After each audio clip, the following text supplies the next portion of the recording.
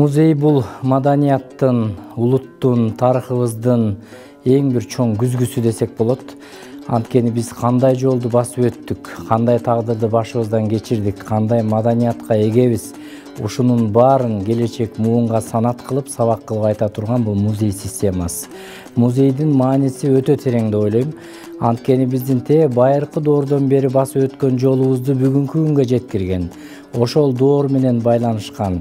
Кандай доордо кандай маданият бизде өкүм сүргөн, кандай жашоо тиричилигибиз, этнографиябыз кандай болгон, кандай тарыхты башынан кечиргенбиз жана анын сабагы кандай, бул жөнүндө толук маалымат бере турган бирден бир ушул биздин музей системасы да. Музей мына биздин мамлекеттик тарых тармагындагы музейибиз болобу, сүрөт тармагындагы музейибиз болобу, ар бир багыт боюнча ачылган музейибиз болобу, ошол ар биринин көтөргөн багыты боюнча биздин Кыргызстандын келечек муун эле эмес, чет элдик биздин туристтерге, келген меймандарга ушу кыргыздын ким экендигин, кандай жолду басып өткөндүгүн, кандай мындай искусствонун түрлөрүнө эгедер экендигин билдире турган бул өтө чоң тармак. Мына биздин Кыргызстанда бүгүнкү күндө өтө мыкты музейлерибиз бар. Мына ошол улуттук тарых музейибиз баш болгон, мына Сулайман Тоо биздин эмне деген тарыхый музейибиз, байыркы Сулайман Тоодогу биздин тарыхыбыздан бери жайгашкан ушул жерде эң чоң музейибиз. Манас Ордо улуттук тарыхый комплексиндеги Манас эпосунун музейи, биздин улуттук ата бейит комплексиндеги 37-жылдагы биздин тарыхыбызды андан мурунку үркүндү чагылдырган. Ошол ар бир тармак боюнча алып отурсак, мына бүгүн Кыргызстандын 7 дубанында жана райондордо ал тургай айылдарга чейин ушул бизде музей системасы иштеп атат. Мына мен бүгүн ушул 18 май музей күнү менен чын дилден ушул тармакта кызмат кылып аткан биздин кызматкерлерибизди чын дилден куттуктайт элем. Бул тармакта чыныгы фанаттар эмгектенишет, чыныгы маданияттын күйөрмандар эмгектенишет. Мына булардын айлыгы өткөн жылы гана көтөрүлдү 80%. Ага чейин ушундай аз айлык менен ушул биздин чоң тарыхыбызды, чоң бай казынабызды сактап келди. Музейдеги ар бир экспонат алтынга турат да. Ошол экспонаттардын баарын көздүн карегиндей сактап, ошол экспонаттардын баарын кийинки муунга ар бирин чоң баян кылып тааныштырып аткан бул музейчилерибиздин эмгеги өзгөчө.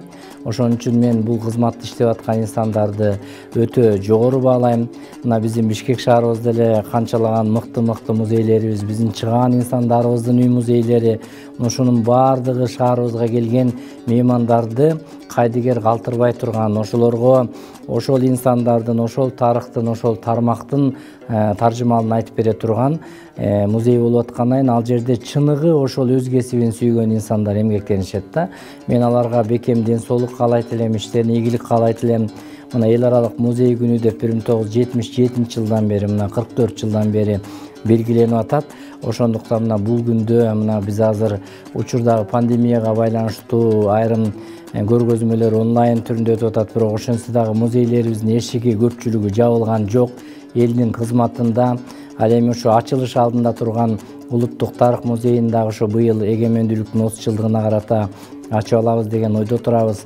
Мына бул жерде дагы музей жана музыка деген эң бир жакшы аталыштагы акция болуп атат. Музей кесилишпеген, музей кызматташпаган тармак жок. Ар бир тармактын тарыхы ошол музейге барып такалат. Эгер ал тармактын музейи болсо, тарыхы бар деп эсептейбиз. Мына биздин мамлекетибиздин байыбыз басып өткөн тарыхын далилдей турган, көзгө сайып көргөзө турган мына ушул музейибиз. Мына биздин кандай сүрөтчүлөрүбүз болгон, кандай кол өнөрчүлөрүбүз болгон, аны дагы элге жеткирип, белгилеп, мына көргөзмө менен тааныштыра турган ушул биздин музейибиз болуп эсептелет. Андыктан Кыргызстандын музейлерин заманбап жасалгалап, дагы жаңыча багытта музейлерди ачуу иши бул биздин ишибиз, келечектин иши. Ушул тармакта биз мурунтан бери сакталып калган мурастарыбызды сактоо менен, жаңы бүгүнкү күндөгү мурастарыбыз менен толуктап, музей системасын дагы кеңейтебиз деген ойдомун. Андыктан баардык кызматкерлерге ийгилик каалоо менен музей кызматын ак жолго алаймын.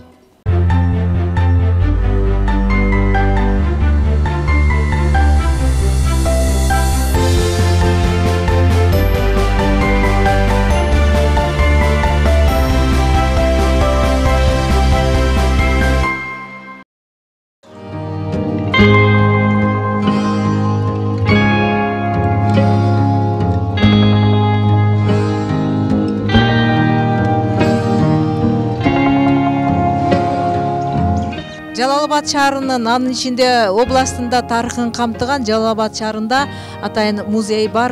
Бул музейдин ачылып иштей баштаганы 1976 жылдан башталат экен. Ал эми ал жайгашкан имарат өткөн кылымдын 60-70 жылдарында атайын бир адамдын үйү болгон экен. Ошол үйдү азыркы кезге чейин музей катары колдонуп келе жатышат.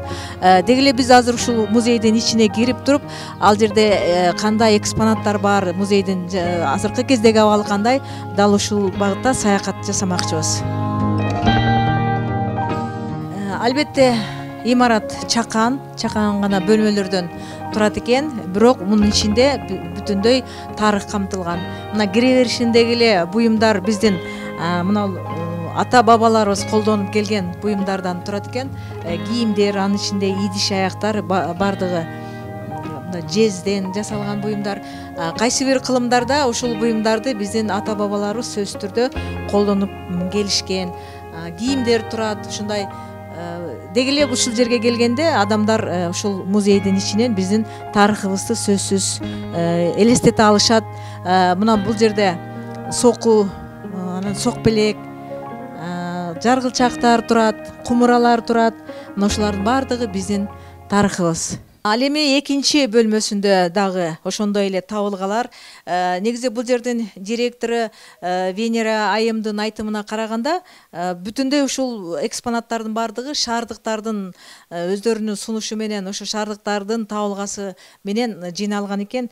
Мынакей катарынан тизилип турат бул жерде. Бир кездерде өткөн кылымдын 70-80 жылдарында эле ушундай үтүктөрдү колдонушчу. Мунун ичине баягы чокту салып коюп, кадимгидей кийимдерин үтүктөп жүрүшчү. Бул жерде болсо ошол буюмдардын колдонгон сыныктары, бул дагы ошол шаардын бир тарыхын элестетип турат. Мынакей бул жакта сүрөттөр, шаар кандай болгон, мына ушулардын бардыгы биздин тарыхыбыз. Ал эми бул жерде болсо мындай чакан казандар, бул буюмдарды дагы кайсы бир жылдарда колдонушкан биздин ата бабаларыбыз. Деги эле бул музейге келип туруп, көбүнчө кийинки мундар жаштарыбыз тез келип биздин тарыхыбызды билип турушса жакшы болот. Бул бөлмөлөр жайгашкан бөлмөлөр тар болгон менен ичинде мен жогоруда да айттым, чоң тарых жатат. Ошондуктан бул музей биздин жаштарыбыздын, биздин ата бабаларыбыздын басып өткөн тарыхын билгенге чоң өбөлгө болот деп ойлойм.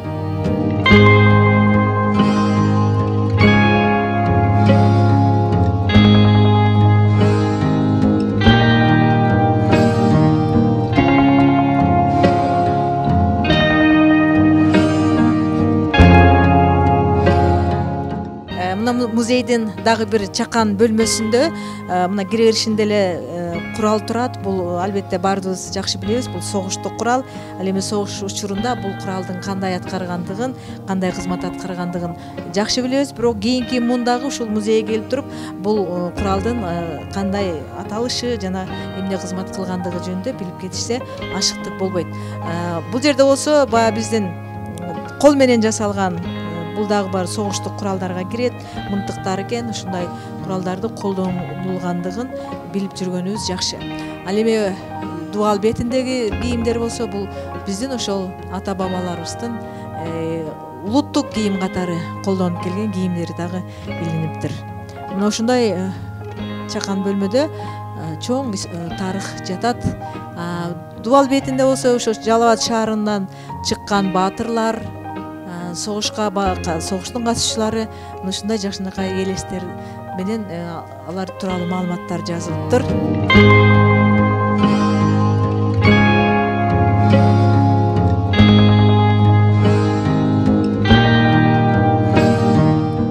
Ал эми бул бөлмө болсо улуу ата мекендик согушка арналыптыр. Негизинен дээрлик согуш учурунда биздин шаардыктардын көрсөткөн эртиктери, ошондой эле биздин бүгүнкү жеңиш күнүбүз үчүн өздөрүнүн өмүрүн арнаган инсандар жөнүндө бул жерде бүтүндөй дагы бир жакшы жагы, улуу жеңиштин быйыл 76 жылдыгы белгиленди. Дал ушул күнгө карата атайын мындай стенд көрсөтмөнү жасашыптыр. Бул да болсо музейдин кызматкерлеринин бир аракеттери, бул жакта бүтүндөй бул жерде да бир чоң тарыхтар жатат. Деңгиси бул башка бөлмөлөргө караганда бул бөлмө бир аз кеңери экен. Атайын келе тургандар үчүн дагы, баягы келип кетүүчүлөр үчүн дагы кенен мүмкүнчүлүктөр түзүлөт экен. Анан бул жерде турган баянга да көзүм түштү. Бул дагы эски баян, бирок согуш учурунда билебиз жакшы ушул баян менен жокерлердин көңүлү маанайы ачылып, ошол эле мезгилде согуш учурунда дагы ошол тыным учурларында баян менен өздөрүнүн көңүлдөрүн ачкан учурлар болгон. Мына ушундай жакшы тарыхтар ушул жерде камтылган. Анан биздин жердешибиз Тукай Тайгараев, Советтер Союзунун баатыры, ал тууралуу дагы кенен маалыматтар жазылган. Андан кийинки эгемендүүлүк жылдарында биздин Баткенде дагы окуя болгон. Ошол Баткен окуясы жөнүндө дагы камтылган жашынакай көргөзмөлөр бар экен.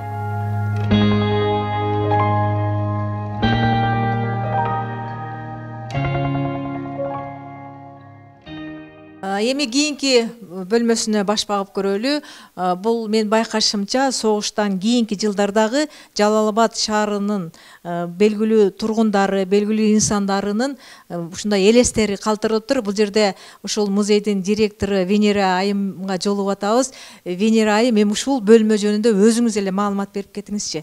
Эмнелер жайгаштырылган бул жерге? В этой комнате расположена экспозиция, посвященная городу в период создания материально-технической базы 61-91 года. Так, вот тут наши ветераны, все наши предприятия, хлопзавод, пивзавод, вот тут на стендах видно, рембыттехника, потом Дом пионеров, Маданят, Шардык, Маданят, Дворец культуры. Так. Они в одно время строились в 1972 году, поляки строили их. У них даже архитектура одинаковая. Тут вот эти все почетные грамоты наших этих жителей, которые работали в период 91 года. Вот это кирпичный завод, продукция кирпичного завода. Гипсовый камень выпускали, кирпичи, черепицу выпускали. В этом году, 10 мая, 100 лет исполнилось Мухтару Сокуловичу из Сокуловка. Мы вот выставку сделали, посвященную столетию. Эту выставку мы совместно с отделом культуры выставку сделали. Это книги, эти все старые книги. Герой Советского Союза, чекисты огненных лет, музейное предприятие, юг Киргизии, Баткенская область. Это выставка, книжная выставка. Так, на этом стенде у нас показано здравоохранение. Гайбаев Камалдин, вот ветеран медицины. Первый врач курорта была Мария Головинская, вот она вот в середине. Это все наше здравоохранение. Вот. Так, это наша первая книга почета, почетных граждан города. Самая первая книга, в 1961 году она вышла. На этом стенде у нас жалобатцы-космонавты. У нас в городе жили 2 космонавта. Варламов Марс Закирович, Рафиков Марс Закирович и Валентин Степанович Варламов. Они были в первом отряде космонавтов с Юрием Гагариным вместе.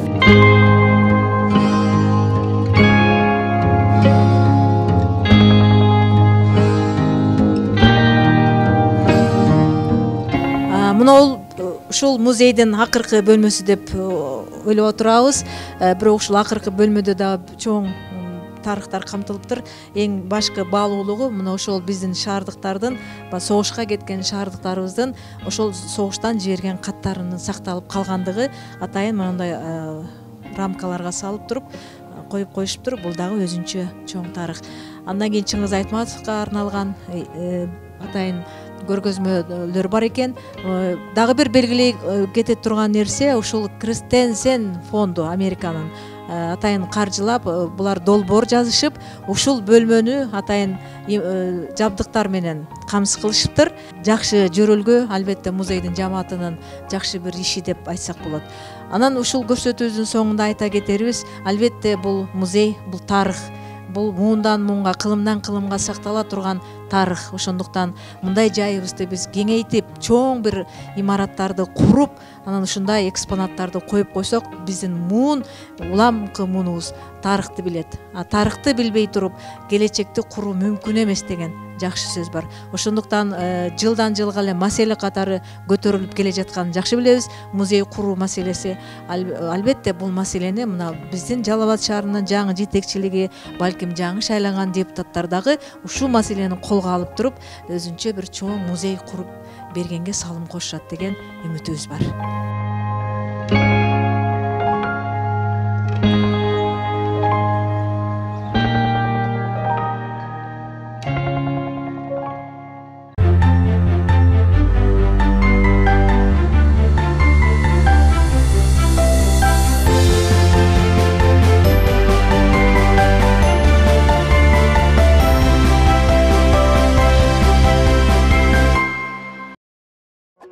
Kırgız yer altın taktısın, o kırgız yer altın baktısın.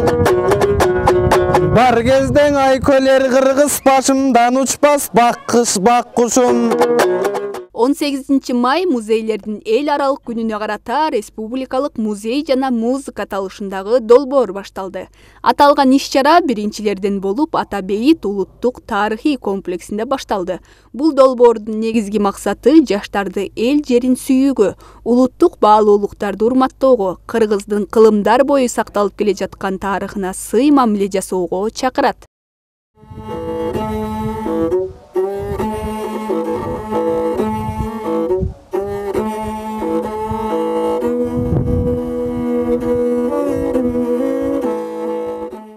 Азыр болсо музей жана музыка долбоору башталып атат.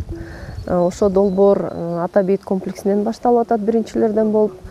Долбоордун негизинде бул долбоор эми биз жаштарыбызды ушу патриоттук тарбияга, мекенди сүйүү, эл жерин сыйлоо максатында иш-чара өткөрүлүп атат.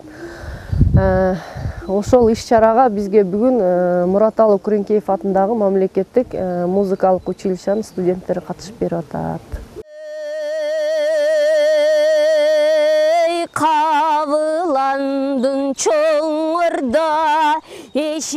Музей жана музыка деп ат айтып тургандай эле, бул иш-чарада музейлер музыкалык окуу жайлар менен бирдикте иш алып барууда. Мураталы Күреңкеев атындагы музыкалык окуу жайдын студенттери кыргыз элине ата-бабалардан мурас болуп келе жаткан элдик күүлөрүн, дастандарды жана Манас эпосунан үзүндүлөрдү аткарышты.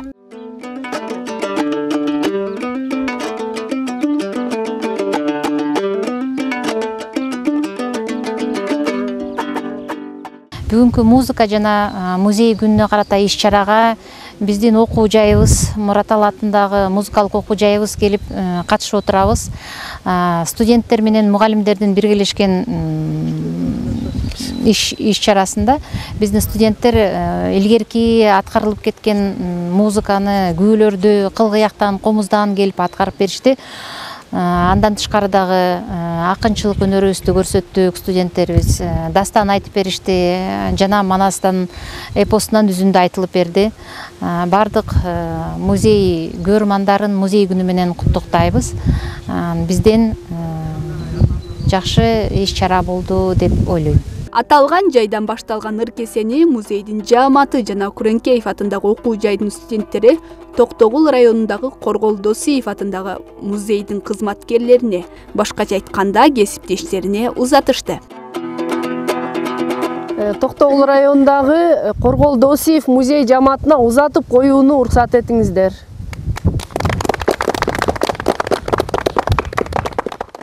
Ата Бейиттин тарыхына кайрылсак, ал 4 чоң комплексти өзүнө камтыйт. Саясий репрессиянын курмандыгы болгон адамдардын сөөгү коюлган. 1916 жылы Үркүн окуясына арналган. Улуу жазуучубуз Чыңгыз Айтматовдун элесине жана Апрель элдик революциясында шейит кеткендерге арналган. Ичиндеги музейде аталган окуяларга тийиштүү инсандар тууралуу маалыматтар сакталган. Нурзада Тынаалы кызы, Бексултан Мурадилов, СТВ.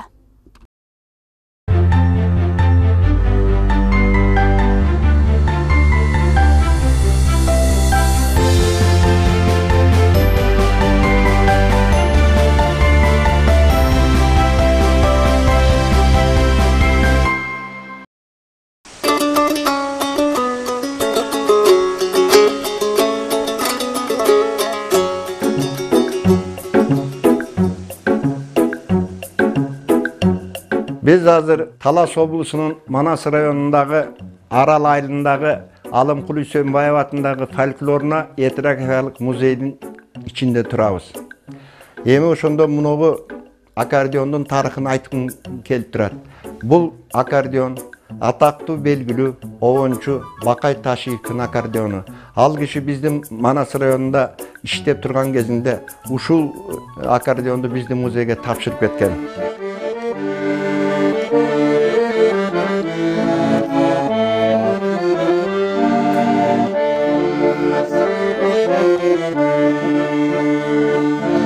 Жүзімді чайқап, мөлтір су бойлап, бүлдір күні теріп,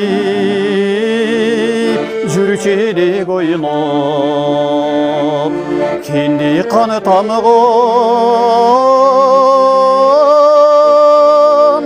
құтманы ду жерім, құсадар болом, күн сайын ойлап, құсадар болом, күн сайын ойлап.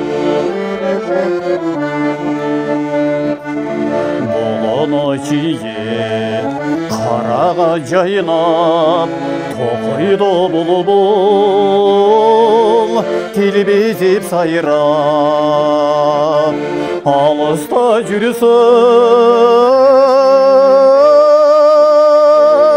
дем бере дайын, өзіңіден алған өмірдің шамы, өзіңіден алған өмірдің шамы.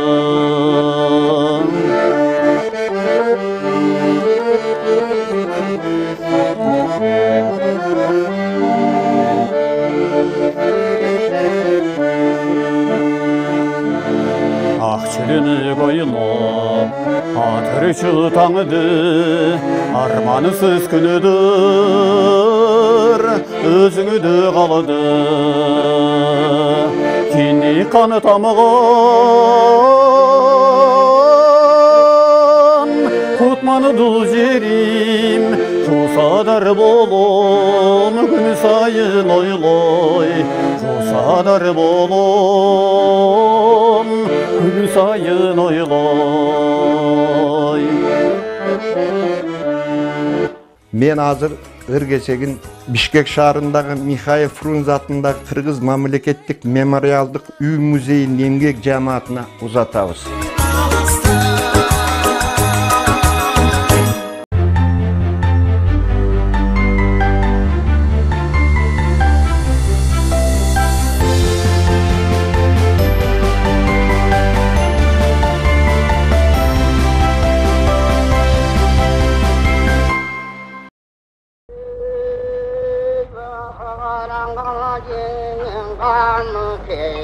Gönülü yaman bölünüp, oşundu gözünün yaşı dövülüp, Kazkaldak denen kaynan kuş, kayrılmay uçkan taladan, korkup turar, o çıkardından kana çıkını babam, ağaran bu ülkele. Ошондо кайран батыр семметей, энесин көрүп кеп айтат, ой энеке деп айтат, керилип жаткан каракыр, кайып тосор белемсиң, толкуган көлдө жетимди, көтөрүп өтөргемемсиң, каз конбогон көл барбы, Kazılbagan gör barba, alpan astım mulu, batpagan sıvedinne, kaçıp jürgön jüm barba, katügün mel kayda, elim kayda, men kayda, anatasın tanıvay, kaçıp jürgön jön kayda, katügün mel kayda, Devo şentip turganda, emin murdunun susun tartalbay, gözünün yaşın arçalbay, say sögü sızdap bölünüp, gözünün yaşı tögülüp,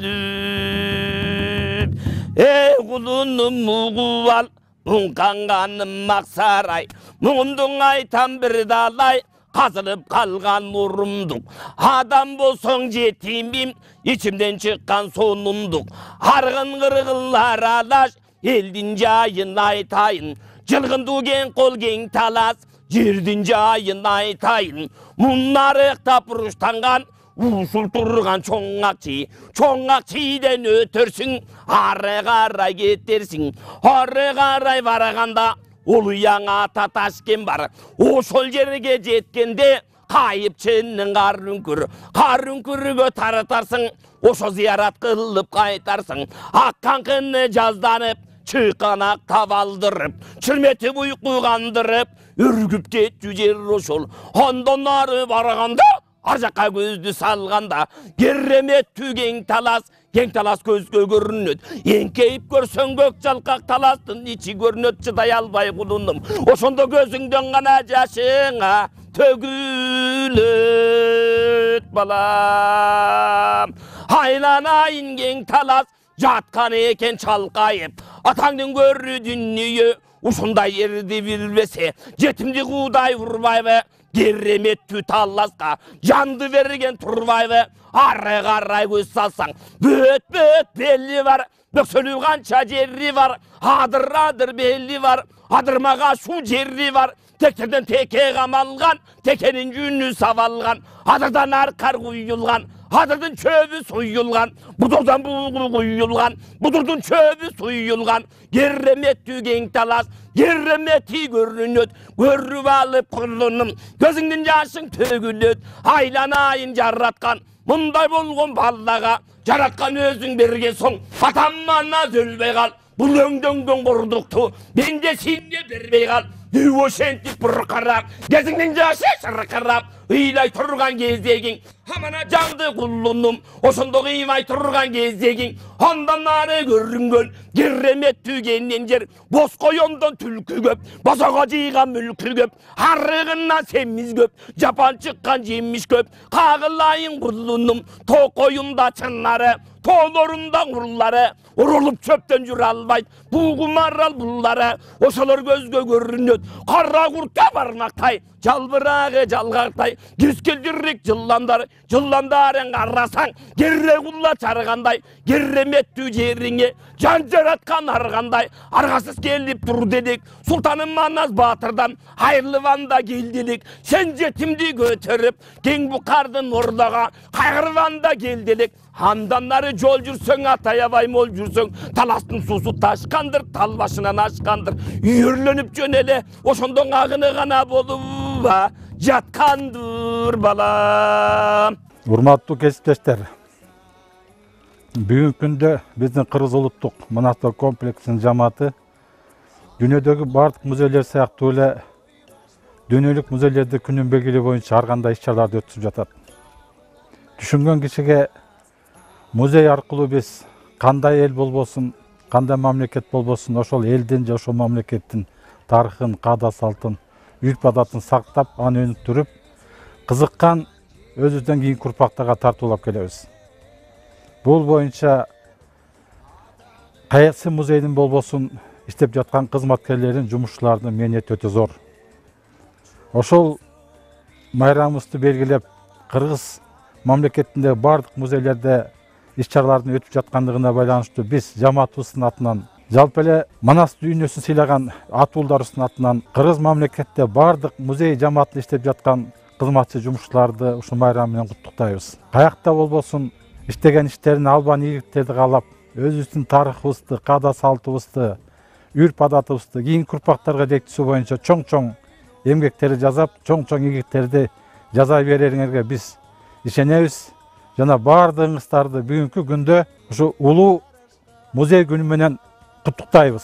Бүгүнкү күндө улуттук монастырдоо комплексинде болуп аткан дүйнөлүк музейлер күнүнө арналган иш-чараны Сулаймантоо улуттук археологиялык тарыхый комплексин узатабыз. Урматтуу музей кызматкерлери, майрамыңыздар менен. Канчалык ойноп билсем да,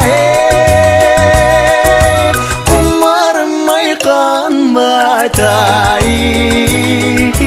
таластан Құмарым айқанбайтай таластан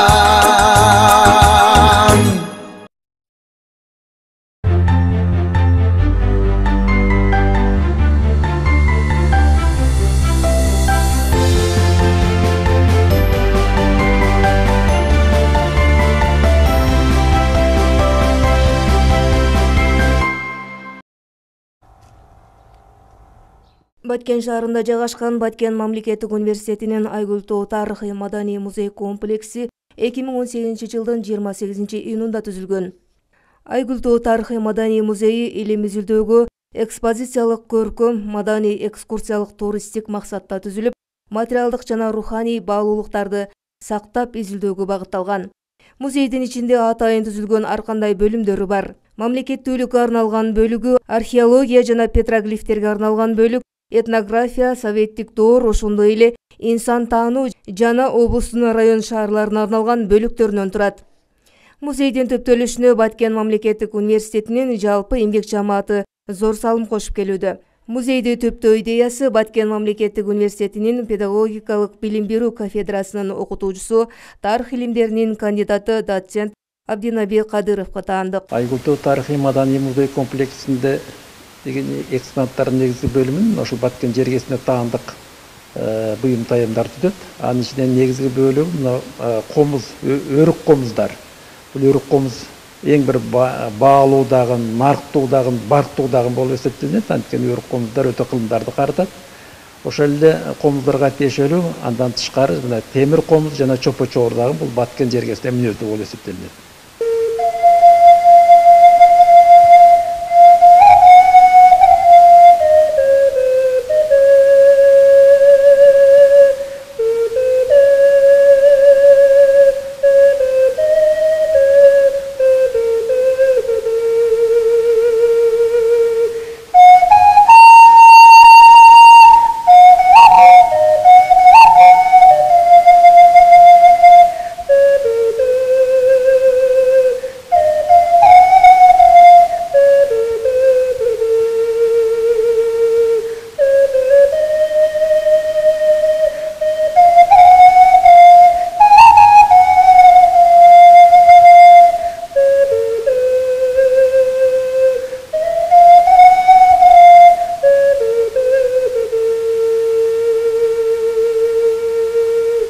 Музейде биздин замандын 1-2 кылымына таандык тарыхый археологиялык табылгалардан тартып, бүгүнкү күнгө чейинки тарыхый экспонаттар, этнографиялык буюмдар көрүүчүлөр үчүн коюлган. Музейдеги экспозициялар аркылуу музей коноктору жана туристтер Баткен облусу тууралуу толук маалымат алышат. Ыр кесени Какен Мамбеталиева атындагы Нарын областтык мамлекеттик тарыхый этнографиялык музейинин коллективине жөнөтөбүз. Ыркесе менен кошо Баткендин өрүгүндөй ширин, Айгүлүндөй кооз, аптабындай ысык саламыбызды кошо жиберебиз.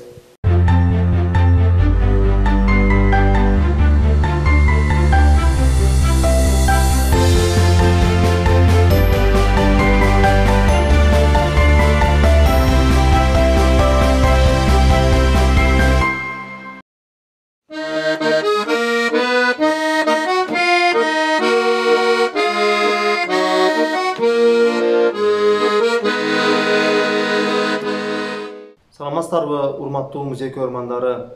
Быйылкы 18 май музейлердин эл аралык майрамы музей жана музыка аттуу аталышында өтүп жаткандыгына байланыштуу биздин Сулайман Тоголук тарыхый археологиялык музей комплекси Рысбай Абдыкадыровго арнайбыз.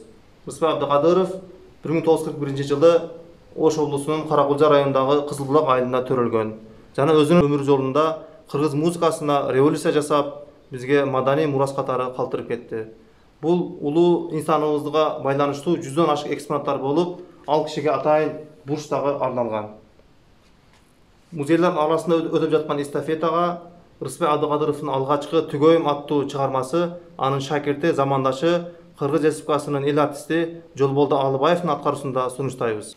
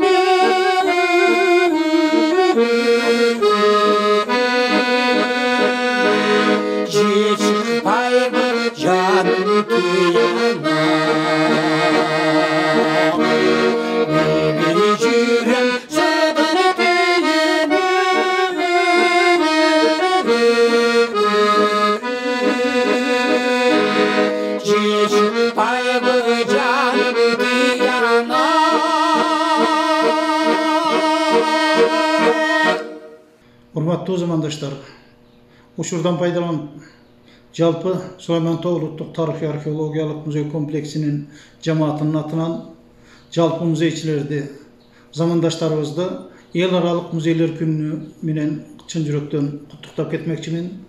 Себеби бул майрам жалгыз музейчилердин эмес, жалпы тарыхка кызыктары болгон, тарыхты эсинен чыгарбаган, келечек муундарга тарыхты өткөрүп берүүгө дилгир болгон жалпы замандаштардын майрамы, эл журттун майрамы. Себеби элдин тарыхы чогулуп келип музейди түзөрү бардыгыбызга белгилүү. Биз бүгүнкү Ыр Чачыланын кезектеги эстафетасын Ысык Көл областык мамлекеттик музей комплексине өткөрүп бермекчибиз. Майрамыңыздар менен Алла Таалам ар бирибизге жакшылык берсин, мамлекетибизге оомат берсин, эли журтубузда тынччылык, ынтымакчылык, биримдик болсун.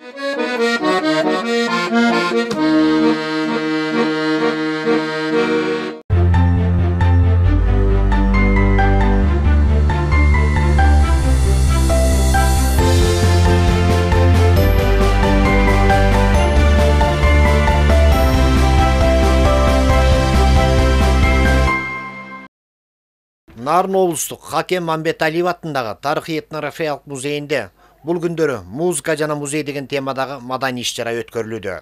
Анын негизги максаты музейдеги Теңир Тоо жергесинен чыккан таланттардын кыргыздын көркөм өнөр дүйнөсүнө кошкон салымдарын даңазалоо болуп саналат. Ошолордун бири Актала районунан чыккан керемет үндүү тоо булбулу маркум Муса Байетов. Бул жерде агарын алып, атайын бурч уюштурулган, ал саганын колдонулган музыкалык аспаптары жана буюм тайындар коюлган. Мындан сырткары Актала районунун борбору Байетов айылында Мусанын урпактары аттуу атайын тобу уюштурулуп, анын ырларын эл алдына алып чыгып жүрүшөт. Ошолордун урпактарынын бири өткөрүлүп жаткан ыр куржунда ырчынын 1939-жылы Москва шаарында өткөрүлгөн биринчи кыргыз декадасын ырдап чыккан Саганам аттуу ырын аткарып берди.